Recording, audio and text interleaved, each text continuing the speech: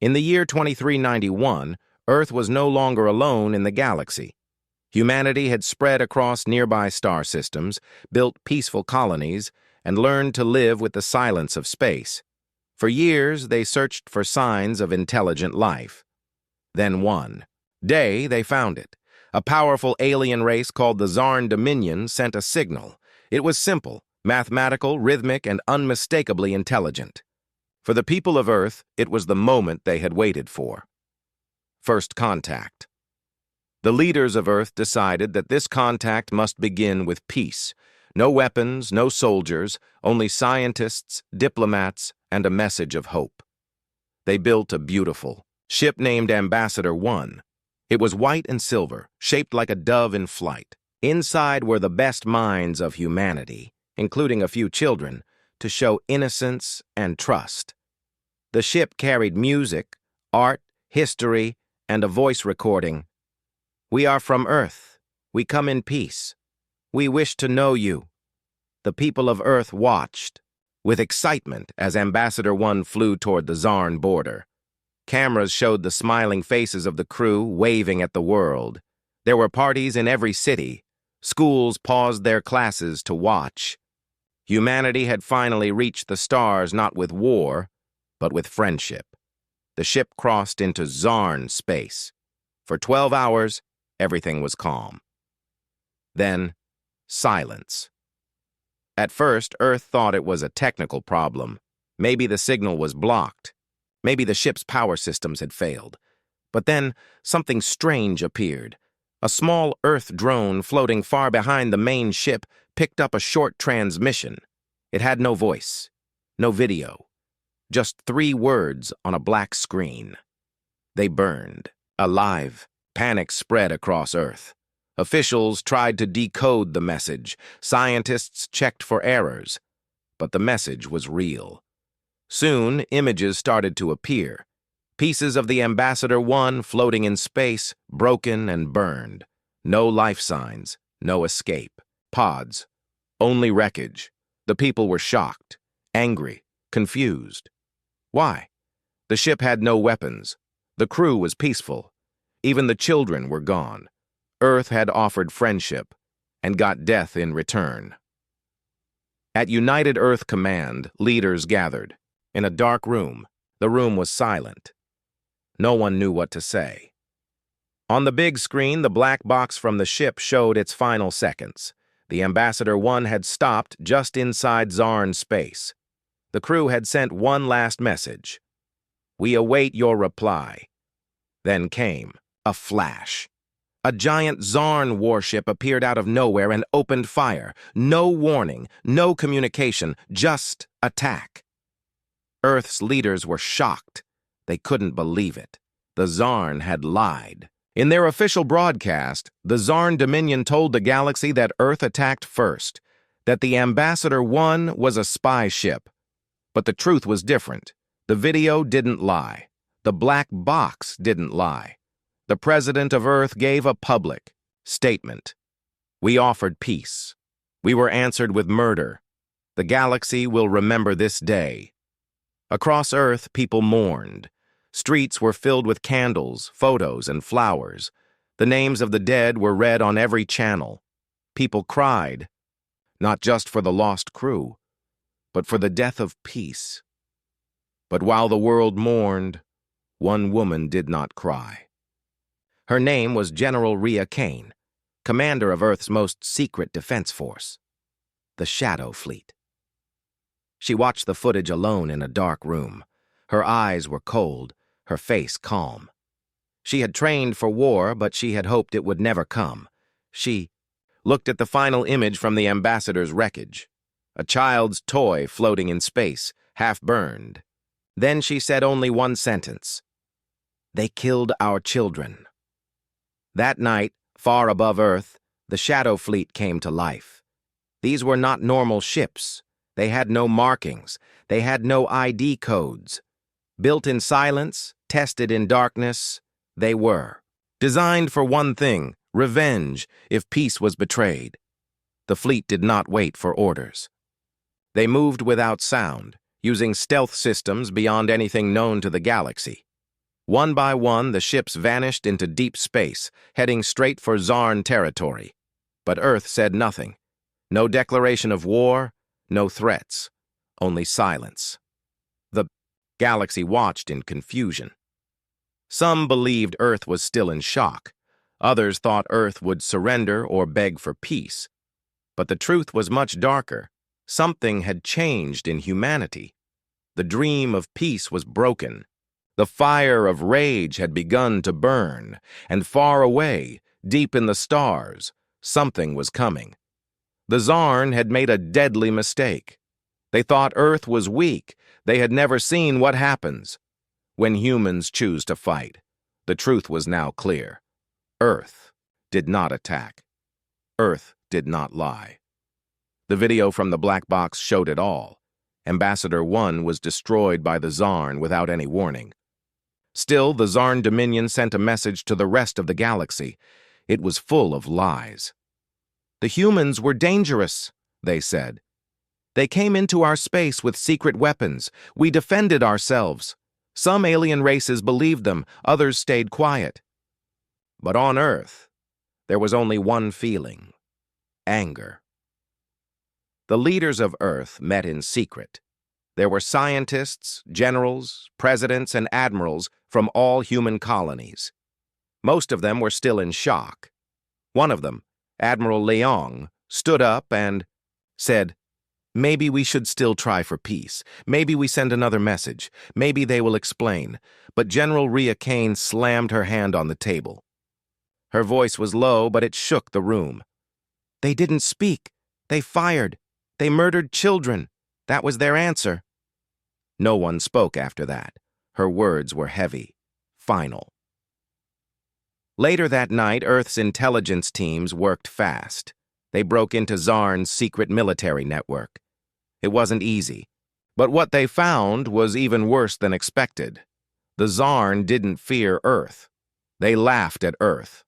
One Zarn general had written, "They sent us books and music. How pathetic. We are the apex. We don't talk to prey. We destroy it."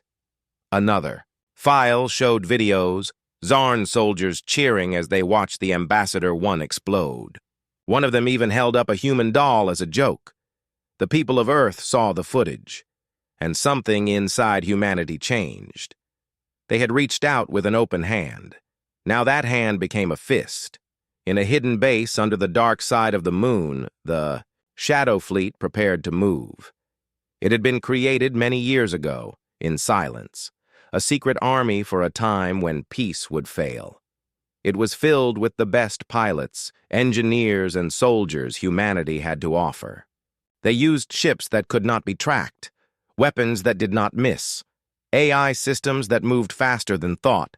General Kane stood before her fleet. Her eyes were cold. Her voice was steady. "They murdered our diplomats, our scientists, our children. They burned the flag of peace. Now they will learn what Earth becomes when you kill hope." No one clapped. No one cheered. This was not a moment of pride. It was a moment of purpose. Within hours, the first mission began. Earth did not send a message. It did not call a council. It simply acted. The first target was a small Zarn outpost near a dying star. It was a weapons lab, far from any planet, a perfect place to test the Shadow Fleet's silence. The Zarn soldiers at the outpost were laughing, watching Earth news, calling humans weak. Then the lights went out. For exactly 4 minutes, the base lost power. When it came back, the base was empty. Not destroyed, emptied. Every weapon gone. Every soldier missing. A single word was left on the wall, burned into the metal. Peace. The Zarn High Command went into panic. They didn't understand. Who did this? How did it happen? There were no warnings, no alarms, just silence. The next night, a Zarn weapons factory exploded in deep space. No survivors, no trace. The same message was found in the debris. Then a fuel station vanished from scanners. Then a scout ship. Then a command center. Every time the same word was left behind. Peace. Across the galaxy, whispers began. Alien races who had stayed silent before now watched closely. "Is this the humans?" they asked. "Is this their answer?"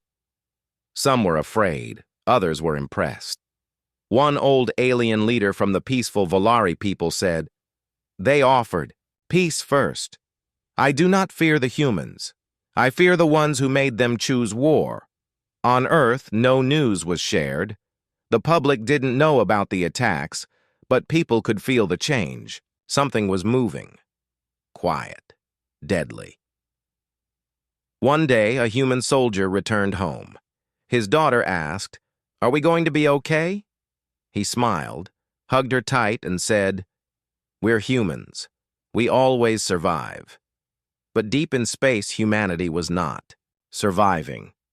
It was preparing, because Earth had made a choice. There would be no more warnings. The next move would be war. In the cold dark of space, stars shine quietly. But now, some stars were going dark. One by one, Zarn colonies stopped answering. Small stations, supply ships, and even war cruisers. Gone.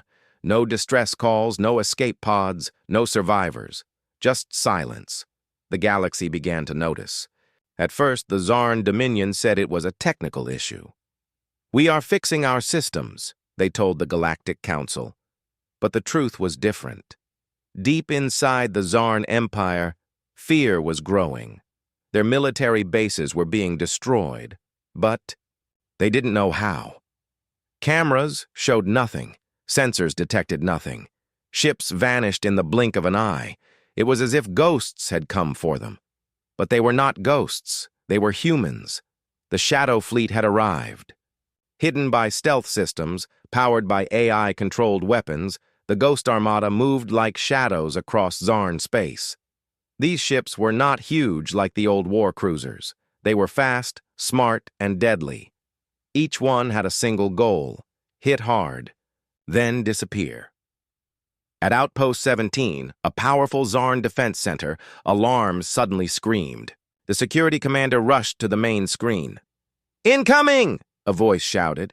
"From where?" he yelled back. But the answer never came. A missile hit the base's power core and the screen went black. The entire outpost exploded into blue fire. A piece of the outer wall floated in space, still glowing. On it, burned deep with heat, was one word: peace. The Shadow Fleet didn't destroy civilian targets. They only hit weapons and military posts. But to the Zarn, it felt like death was coming from nowhere. They had never faced enemies like this before. The Zarn were used to open war, big battles, loud weapons, and slow ships. But humans were different. They studied, they watched. And when they hit, they vanished before the Zarn could even blink. Inside the human flagship Spectre 1, General Kane watched each mission from a command chair in a quiet room. Around her, holograms showed every move. Each strike was fast, clean, and final. Her eyes were sharp, her face cold. "Next target," she said softly. A young officer replied, "Zarn Fleet Station Zeta, 900 soldiers. Should we attack?" Kane nodded. "No, we erase." The Shadow Fleet moved. Fleet Station Zeta was surrounded by heavy defenses. It had radar, mines, and drones. But all of it failed. The mines were shut off by human code. The drones were hacked and turned against their own. The radar? Blinded. In just 6 minutes, the entire station was gone. The only sound was a whisper sent through the dark. "You killed peace. Now peace kills you." Across the galaxy, rumors spread fast. Some said Earth had a new secret weapon. Others said the humans had made a deal with demons. But one thing was clear: Earth was not weak. Earth was angry. At the Galactic Council, alien leaders argued. Some said Earth was dangerous. Some said Zarn got what they deserved. One old diplomat stood up and said, "They came to us with open hands. We closed the door and set them on fire. Now we are surprised that they bring flames." The Zarn Emperor was furious. "Cowards! Hide in shadows like rats!" he shouted. "Send the fleet! Burn their colonies! Teach them fear!" But one of his generals whispered to another, "How do we fight what we can't see?" Back on Earth, the news still said nothing. The public believed their leaders were still asking for peace, but in the shadows, war was already burning. In a secret human base, an AI called Black Echo watched every move in Zarn's space. It marked each target, calculated every second. It spoke only once, and it spoke to General Kane. "The enemy believes you won't go further." "They are wrong." Kane stood still. Her hand touched the small toy of a child, burned in space from the Ambassador 1 wreckage. Her voice was calm, but cold. "Begin Phase 2. In the far distance, a group of massive human ships began to move. Not stealth ships, not secret attacks. This time, it would be loud, and the galaxy would hear humanity's full voice. It would not be a whisper. It would be a roar. The galaxy was watching. Something had changed. For weeks, attacks on the Zarn continued, fast, silent, and deadly. The Shadow Fleet destroyed weapons labs, shipyards, and command posts without warning. No trace, no survivors. Only one word left behind: peace. But now, Earth was done hiding. Phase 2 had begun. In deep space, near the border of Zarn-controlled territory, a massive fleet appeared. These were not stealth ships. These were warships, strong, heavy, and built for one thing: battle. The Zarn scanners picked them up quickly. For the first time, Earth's war fleet was not hiding. The lead ship was called Vengeance 1. It was 3 times larger than any Earth ship before it, armed with weapons never used in war. Its shields could block direct hits. Its engines could outrun missiles. Inside stood General Rhea Kane. She stared at the hologram of Zarn space. "They wanted war," she said. "Now we show them what war with humanity feels like." The Zarn scrambled to respond. 10 warships rushed to intercept the humans. Their commanders were angry, proud, and confident. The humans had no allies, no official support. It would be easy, but it wasn't. As soon as the 2 fleets met, Earth's ships moved with perfect precision. AI-guided weapons found weak spots. In Zarn armor, missiles curved mid-air, dodging defenses. Zarn ships tried to retreat, but Earth's fighters cut off their path. In just 17 minutes, all 10 Zarn ships were destroyed. Only 1 human ship had light damage.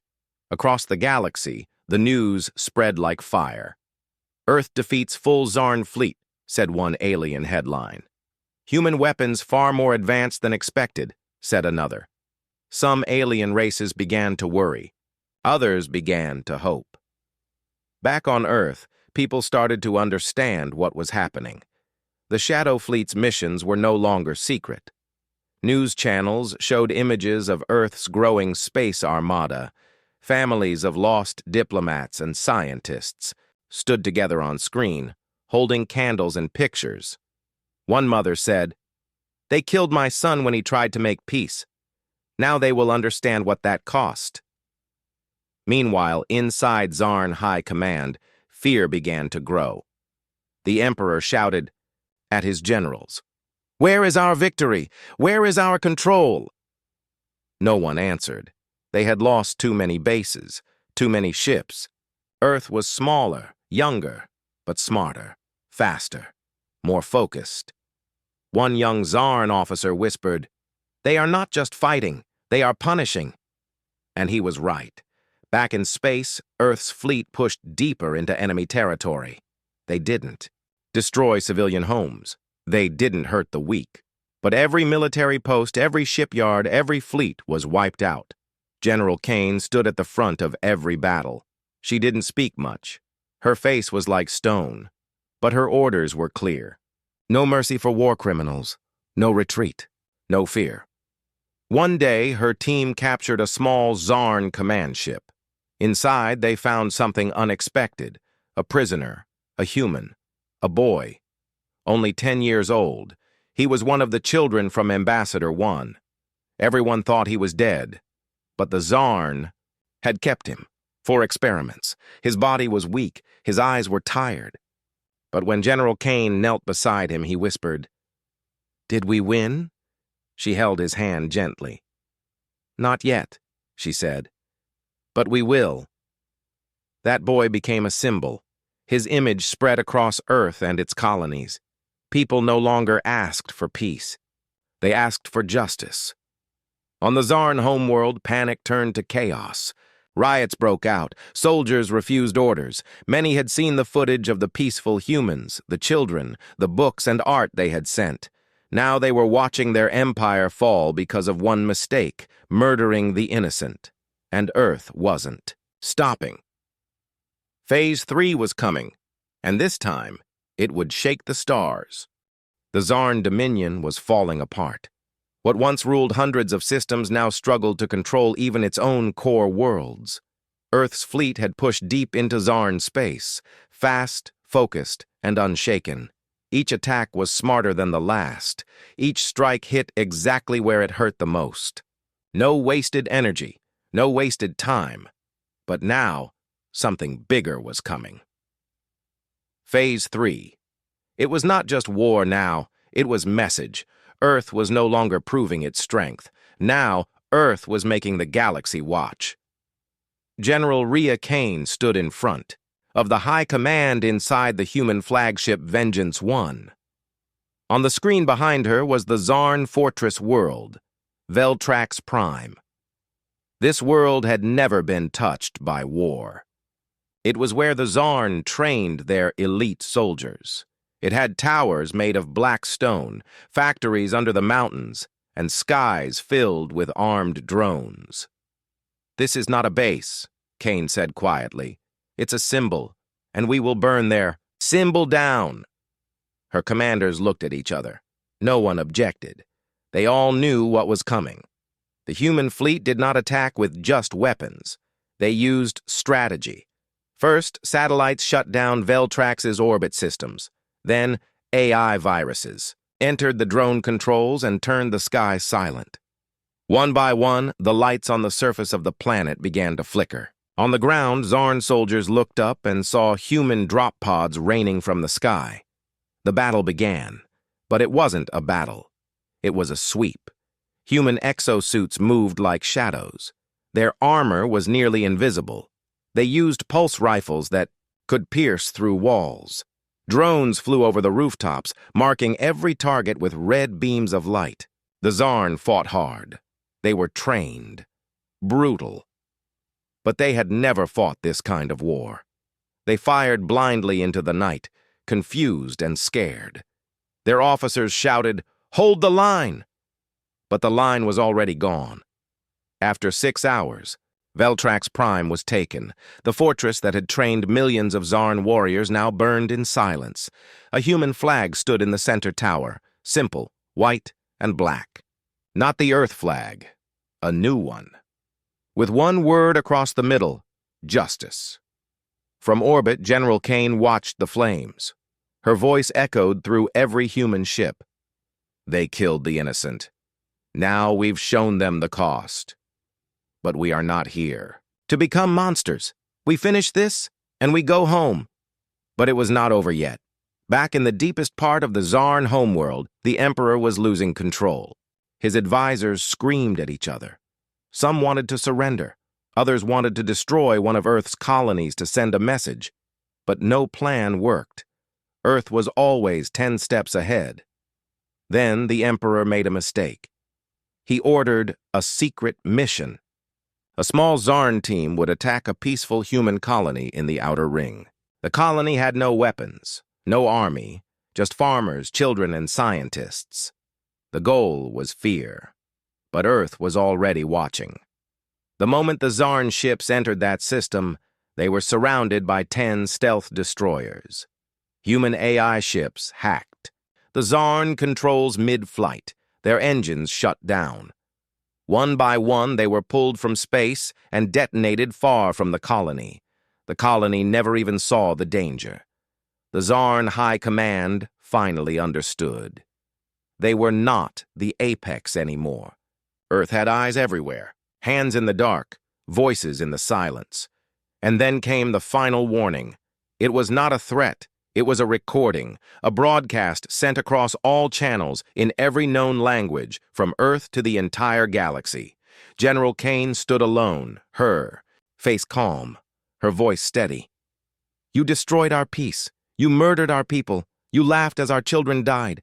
We asked for nothing but friendship. And you gave us war. She looked straight into the camera. This is not revenge. This is balance. We will not kill the innocent, but we will erase the ones who started this. You still have time. End this war. Before Earth finishes it for you. The message ended, and across the stars, silence returned. But this time, it was not fear that filled the silence. It was the feeling that something massive was coming. The final storm was near. The stars were quiet now.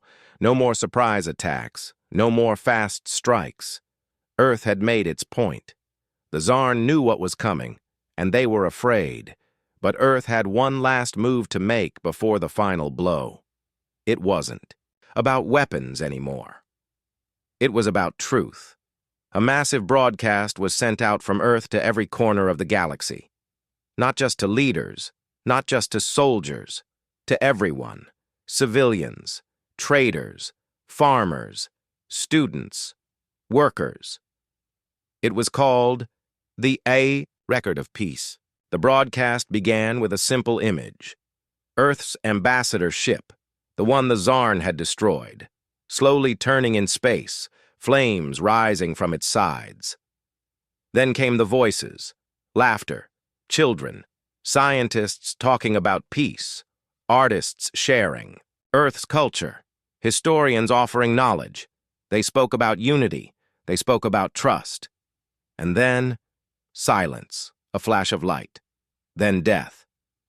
One by one, pictures of every person on that ship were shown.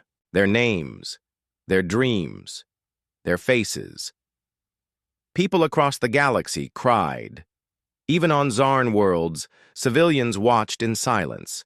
Many had believed Earth was the villain. But now they saw the truth. The Zarn Dominion had lied. They had started the war. They had killed the innocent. Protests began on Zarn streets. Civilians demanded answers. Soldiers refused to follow orders. Some Zarn leaders tried to silence the unrest, but it was too late. The truth was out. Inside Earth's command center, General Kane stood with her team. Her face was tired, not weak, but human. She had seen too much war, too much loss. One of her officers asked, "Do we wait for them to surrender?" She shook her head. "They won't, not the ones in power." A new fleet was launched. It was called the Dawn Fleet, not for destruction but for final judgment. Each ship was marked with the same message. We don't want your worlds. We don't want your wealth. We want this to never happen again. Earth gave the Zarn one last chance. Surrender. Hand over the war leaders. End the empire peacefully. The Zarn Emperor refused. He called Earth cowards. He swore they would never reach his palace. He told the galaxy Earth would burn. But then, something happened that he didn't expect. The Zarn military turned on him. Generals who had seen the truth, who had lost family in Earth's counterattacks, who were tired of death. They rose up. They marched into the Emperor's throne room, and for the first time in 1,000 years, the Zarn Emperor was arrested by his own people. The war was over, but Earth wasn't celebrating. Back in the shadowed command room of Vengeance 1, General Kane stood alone. She looked at a small hollow picture of the boy they had saved, the one who had survived the ambassador ship. He was safe now, recovering, healing. He had sent her a message. "Thank you for coming back for me." A soft smile touched her lips. The galaxy began to rebuild. The Galactic Council reopened its halls. This time, Earth was given a seat, not just as a member, but as a leader. Some alien races still feared humans, some respected them. But all knew this: Earth came in peace. They were answered with murder. And when they stood up, they made the stars remember. But something still stirred in the shadows, because even when peace returns, not everyone wants peace. And Earth had learned its lesson: be kind, be strong, but never, ever come unprepared. The galaxy had changed. The war was over. The Zarn Empire had fallen. Its leaders were in chains. Its armies were broken. And Earth had done what no one believed possible: stood alone, fought back, and won. But this victory was not about power. It was about memory. On Earth, the skies were clear again. Ships no longer left in silence. They returned with honor. Cities were filled with light and hope. People lit candles for the lost, those who died on Ambassador 1, those who never came home from the Shadow Fleet. In the center of Earth's capital, a monument was built, a smooth black tower reaching to the stars. At the base were just 4 words, written in many languages: "We came in peace." And under those words, carved in metal, were the names of every soul lost in the war: human and alien, civilian and soldier, friend and stranger.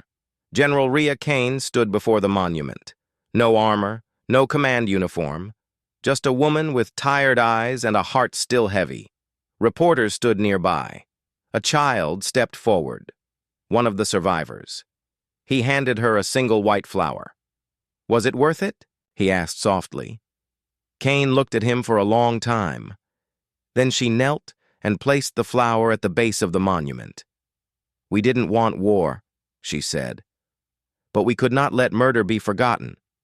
We stood up because someone had to." The boy nodded slowly. "So others don't suffer like we did." "Yes," she whispered, "so they never forget what peace truly costs." Across the stars, Earth was no longer seen as weak. They were respected, sometimes feared, but mostly admired. Other young species looked to Earth not for war, but for guidance. Treaties were signed, new trade paths opened, and slowly old enemies became careful friends. On the Zarn homeworld, people started to rebuild. Without their empire, they were lost. But Earth didn't leave them to starve. Instead of revenge, Earth sent help. Food, medicine, engineers, teachers. The message was clear: we will not be like you, we will be better. And something unexpected began to happen. Some Zarn children started learning Earth languages. They read Earth books. They painted pictures of the stars, not as targets, but as dreams. In secret, deep in space, a new program was being built: the Unity Fleet. Ships from many worlds. One mission: protect peace across the galaxy. Its first commander, General Rhea Kane. Her first order: no more silence, no more fear. The stars belong to the kind, the strong, and the brave, and Earth will walk among them with open hands. The galaxy would never be the same again, not because Earth had the strongest weapons, but because when peace was broken, humanity reminded the stars what it truly meant to fight for it. Not with hate, not with greed, but with purpose and with fire.